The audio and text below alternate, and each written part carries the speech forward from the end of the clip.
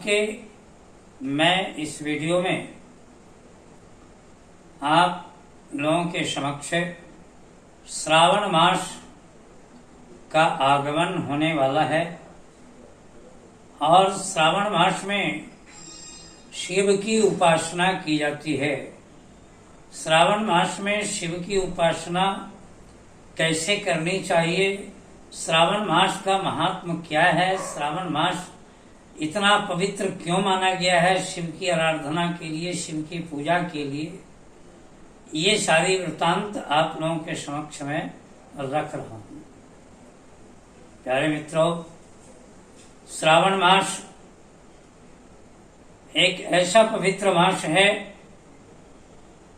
कि एक तो सांसारिक रूप से देखा जाए तो इसमें फूल, बेलपत्र, दुर्वा इत्यादि जो वस्तुएं हैं शिव पूजन की, ये सारी सामग्री सुलभ से हमें पर्याप्त मात्रा में मिल जाती है।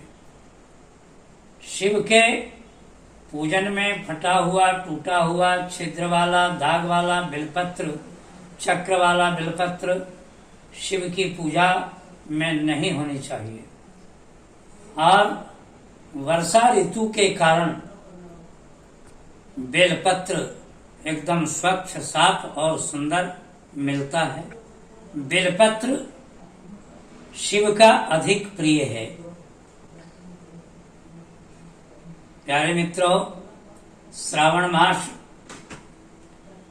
में मां पार्वती शिव को प्रसन्न करने के लिए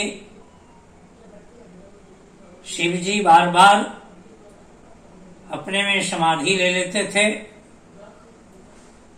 और एक भी कार्य समाधि में रहने के कारण संसार का कोई काम कर नहीं पाते थे। प्यारे मित्रों, शिव के जितने भक्त ये सब अपना दुख दर्द उनको सुना नहीं पाता था। बड़े बड़े ऋषि मुनि महात्मा शिव को समाध्यस्थ देख करके और बड़ी उदास हो जाते थे कि इनकी आराधना कैसे की जाए। तो मां पार्वती के पास सब गए, जितने ऋषि मुनि महात्मा थे, और जाकर के भगवती आदि शक्ति जगत जननी मां पार्वती का प्रार्थना किए कि यस्या प्रभावमतुलं भगवाननं तो ब्रह्मा हरश्च नहि वक्तु वलं वलं च सा चण्डिका खिल जगत् परिपालनाय नाशाय च शुभव भव शमतिं करोतु। प्यारे मित्रों, शिव को लोग बाबा कहते हैं, तो बाबा बाबा सब कहे और मैया कहे न कोई, लेकिन बाबा के दरबार में मैया पार्वती कहे सो हुई। मां पार्वती सभी ऋषि मुनि के प्रार्थना पर प्रसन्न होकर के और उस श्रावण मास में ब्रह्म मुहूर्त में उठ करके स्नान करके शिव की सेवा में संलग्न हो गई। पूजा व्रत में संलग्न होकर के मां पार्वती शिव की आराधना करने लगी और फूल, बेलपत्र, दुर्वा से उनकी पूजा आराधना करने लगी। शिव प्रसन्न होकर के कहे कि पार्वती, तुम इतना कष्ट क्यों कर रही हो? तो मैया पार्वती कही कि बाबा भोलेनाथ, आप महादेव हैं और आपकी आराधना के लिए ऋषि मुनि बड़े तरस रहे हैं, इच्छुक हैं। इनकी इतनी इच्छा प्रबल हो गई है कि आपके आराधना के बिना, आपके पूजा के बिना वो मन उनका स्थिर नहीं हो पा रहा है। बाबा भोलेनाथ कहे कि हे पार्वती, तुम एक बात करो कि श्रावण मास में जो हमारी आराधना करेगा,